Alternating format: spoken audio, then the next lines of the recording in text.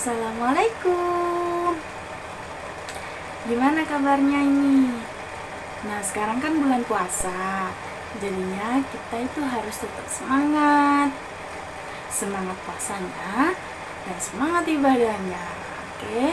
Semoga puasa kalian diterima puasanya ya. Amin.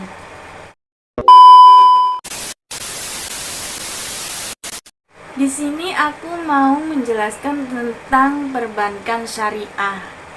Nah, kalian udah pada tahu belum nih, perbankan syariah itu seperti apa sih? Nah, perbankan syariah itu bank yang dijalankan menurut hukum Islam. Nah, bank ini tuh melarangkan riba. Nah, riba itu apa sih? Riba itu meminjamkan atau memungut pinjaman dengan mengenakan bunga pinjaman.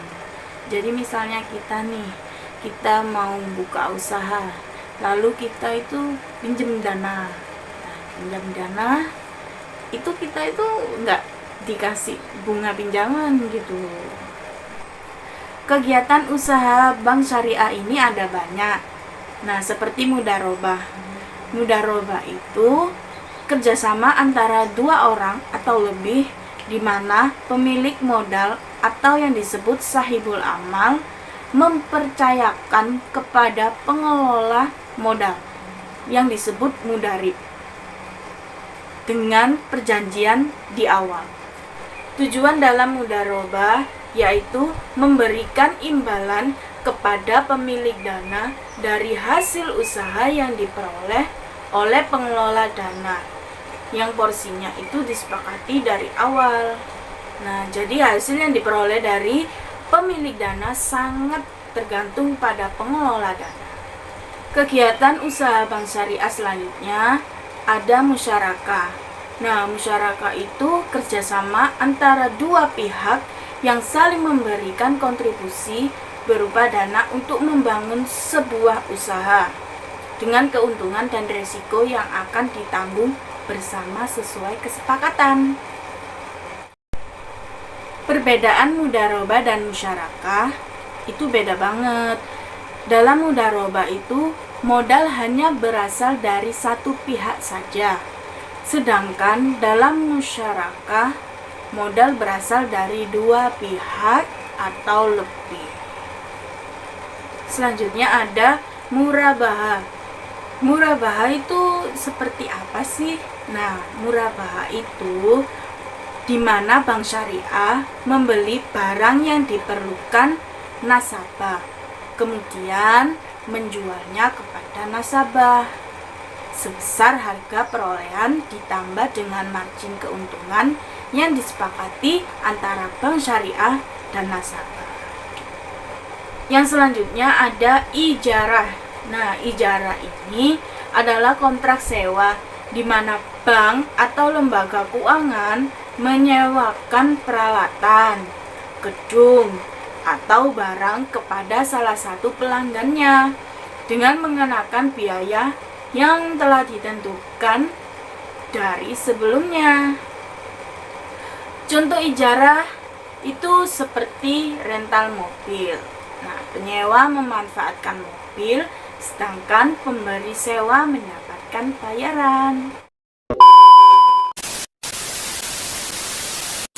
Lalu ada juga ijarah wa iktina, yaitu penyewa dapat memiliki barang yang disewa dengan pilihan pemindahan kepemilikan atas barang yang disewa dari pihak bank oleh pihak lain.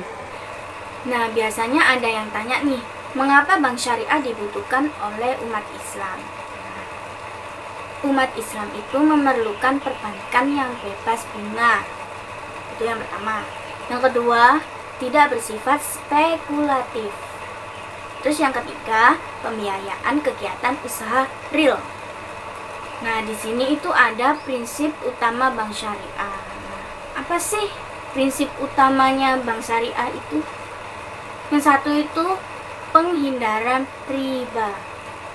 Terus yang kedua, perolehan keuntungan yang sah menurut syariah.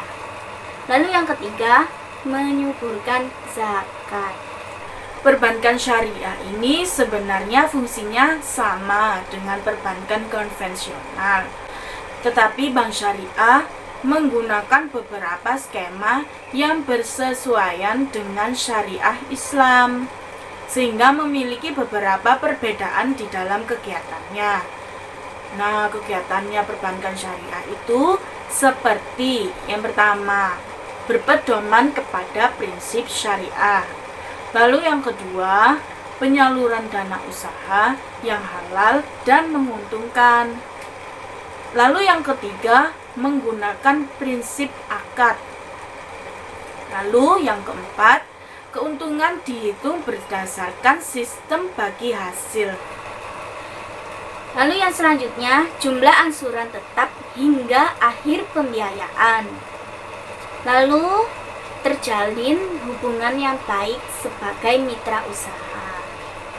Nah, itu tadi penjelasan sedikit dari perbankan syariah. Apabila ada salah kata atau penjelasan yang kurang, saya mohon maaf ya. Oke, sekian dulu ya. Jangan lupa like, comment, and subscribe. Oke, assalamualaikum.